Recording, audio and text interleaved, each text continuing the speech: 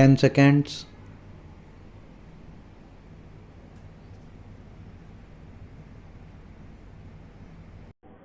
Mr. Vice Chairman, first of all, I must place on record my grateful thanks to the University Grants Commission for the work that they have done for the advancement of higher education. They have done good work and in full cooperation with the Education Ministry. This, I think, must encourage state governments to establish university grants commissions or committees in their respective states.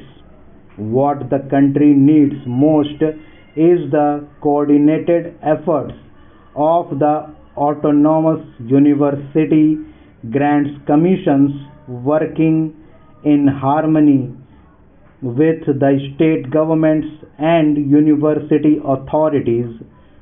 Coordinated efforts are needed to bring about certain uniformity in the standards of university education.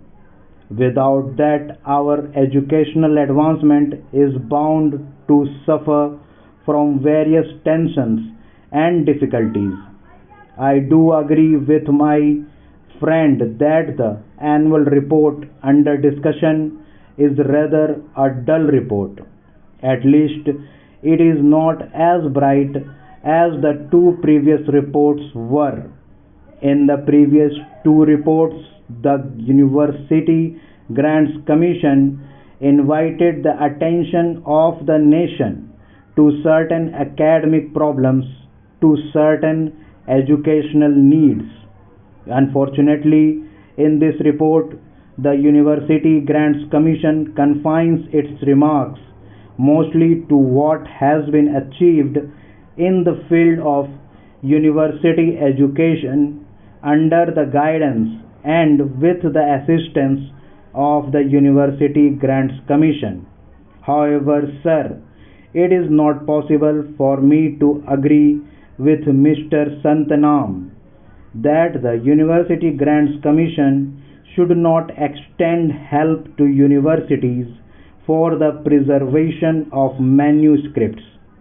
Manuscripts are of great importance so far as university libraries are concerned. It is the duty of universities to preserve those manuscripts, and it is the duty of the University Grants Commission to extend to universities the necessary financial assistance for maintaining and preserving the manuscripts in good order. Also, it is not possible for me, sir, to agree with my friend that today universities are enjoying too much of autonomy. I agree with the University Grants Commission, which 2 years ago remarked that freedom is vital for education and democracy. And I personally feel, sir, that on one plea or the other, university autonomy and academic freedom are being restricted rather than being extended as they must be. I do not think, sir, that a social purpose or a social value can be imparted in the teaching by a teacher through the imposition of restrictions on his freedom of thinking. I feel that teachers need academic freedom for discharging their duties in an efficient way. If we take into consideration the affiliated colleges, we will notice that the teachers are subjected to such humiliating conditions that it is not possible for them to discharge their duties to their students, to impart to their students any sense of responsibility or any moral values in their lives. I therefore, sir, feel that it is necessary to be more careful about the preservation of academic freedom to teachers. Sir, We are grateful to the Education Ministry and to the University Grants Commission for upgrading the salaries of teachers in the central universities. Yet, a great disparity prevails in the salaries of teachers of central universities and state universities and affiliated colleges, and this disparity is causing a lot of heartburning and a lot of difficulties.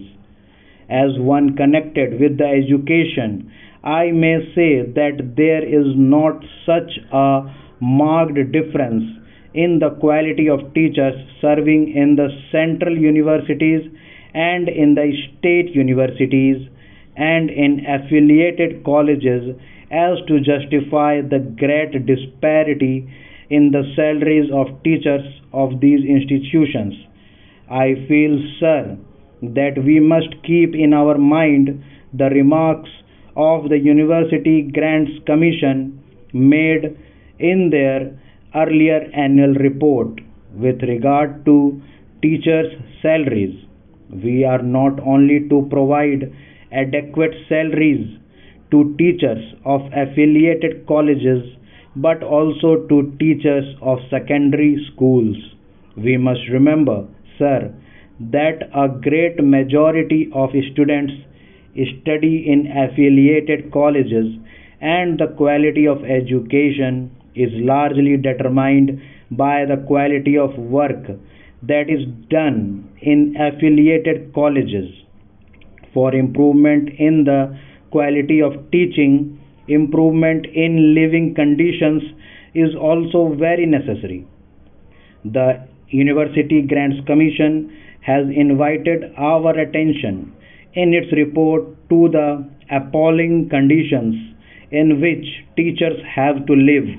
But unfortunately, the University Grants Commission has to admit that it does not seem likely that we shall be able to make anything more than the marginal contribution towards this practical need. I feel that the University Grants Commission should pay more attention to the solution of this problem than has so far been paid by it and the Education Ministry, and that the government should not grudge funds to the University Grants Commission for making adequate arrangements for improving living conditions of teachers who are expected to train the citizens of the country.